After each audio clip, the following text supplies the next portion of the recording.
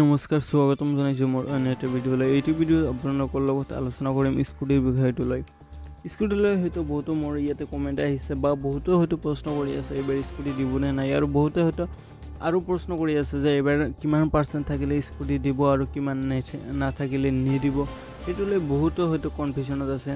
এইটো ভিডিঅ'ত সেই কনফিউশ্যনখিনি দূৰ কৰিবলৈ এইটো ভিডিঅ' বনাইছোঁ। ভিডিঅ'টো নিশ্চয় স্কিপ নকৰালৈকে শেষলৈকে চাই থাকে। যদি স্কিপ কৰে তেন্তে একো বুজি নাপাব, লাষ্টত গৈ কমেণ্ট কৰি থাকিব আপোনালোকে। প্ৰথমে মই জনাই আছোঁ এইবাৰ স্কুটি দিব পাৰে, দিয়াৰ সম্ভাৱনা আছে।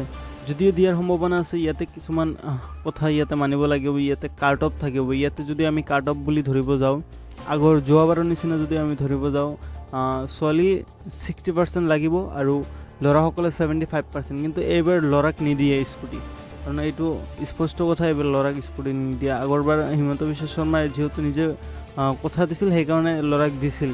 ল'ৰাক যদিও আগৰবাৰ 60% দিয়াৰ কথা আছিল, কিন্তু লাষ্টত গৈ কাট অফ বনাই 75% কৰি দিলে।